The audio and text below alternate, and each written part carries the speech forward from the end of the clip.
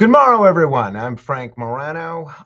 Happy Friday. Unfortunately, I have the distinct lack of pleasure of talking about something very unpleasant. I want to talk to you about yet another deadly incident on the subway system. A 48-year-old man is dead after a confrontation on a Bronx subway train. According to reports, the victim apparently woke up another passenger by striking or prodding him with a cane. An argument turned physical. The victim went into cardiac arrest and later died. And before anybody jumps in, well, this one is different, let me stop you right there. Because the larger pattern here is impossible to ignore.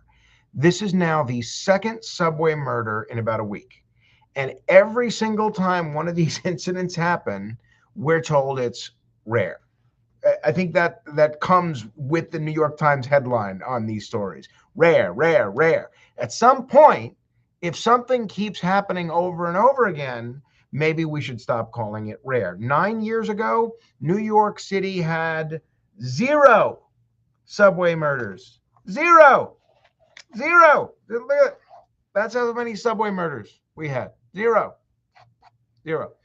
Now, we are once again on pace for a double-digit number of killings in the transit system. And I think a lot of longtime New Yorkers know exactly what I mean when I say this. The subway feels different now. People feel less safe. People are more on edge. There are clearly more emotionally disturbed individuals roaming the trains and stations. There are more people openly using drugs. There's more erratic behavior. There's more confrontations. There's more unpredictability. And no, that's not just people imagining things. That's reality.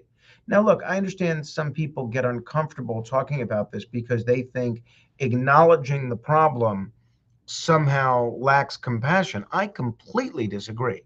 I think what is actually lacking compassion is pretending this situation is acceptable for anyone involved. It's not compassionate to force ordinary working people, senior citizens, students, parents with children, and tourists visiting New York.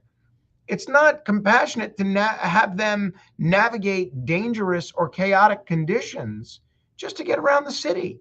And it's not compassionate to leave severely mentally ill or substance abusing individuals untreated and deteriorating in subway stations until tragedy happens.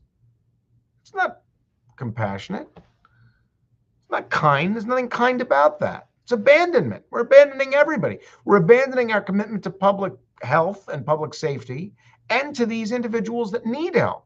One of the things that frustrates New Yorkers the most is that so much of this is the result of policy choices. We didn't accidentally wind up here. We made a decision over the years to tolerate behavior in the subway system that previous generations of leadership simply wouldn't have tolerated. And the result is exactly what you would expect. There's more fear, more disorder, more violence, and tragically, more deaths. Now, what do we do about it? First, we need a serious subway intervention strategy focused specifically on emotionally disturbed and repeat violent individuals. No slogans, no PR campaigns, not another consultant's report, actual intervention. If somebody is repeatedly demonstrating dangerous or erratic behavior in the transit system, there needs to be a mechanism to get that person into sustained treatment and supervision before somebody gets hurt. Second, we need a much stronger and more visible police and mental health presence in the subway system, especially overnight. Obviously, I take this personally because I used to work overnights and take the subway on the during the overnight hours. Not just officers standing around checking their phones near the turnstiles, and this is not a criticism of the police in any way, but we need teams actively riding the trains, identifying problems early, removing dangerous situations before they escalate. Third, we need leadership that's willing to level with the public honestly. New Yorkers aren't stupid. When people are constantly told not to believe what they are plainly seeing with their own eyes, it destroys public trust. People know the subway system has become more dangerous. People know the atmosphere has changed. And people know that many of these tragedies are preventable. Now, look, I still love New York City more than anything. I still believe this is the greatest city in the world. But one of the reasons people are so angry right now is because they know this isn't inevitable. We have had safer eras before, and we can have them again. But first, we have to stop normalizing chaos and start demanding accountability, intervention, and common sense. Because if we continue treating these incidents as just another unavoidable part of life in New York City, unfortunately, they're going to keep happening. Um, if you think there's any merit to this, please share. Feel free to comment if you have questions. Even if you don't think there's merit, comment anyway. And I'd love to engage and have a discussion about it. Thanks very much. Enjoy the weekend.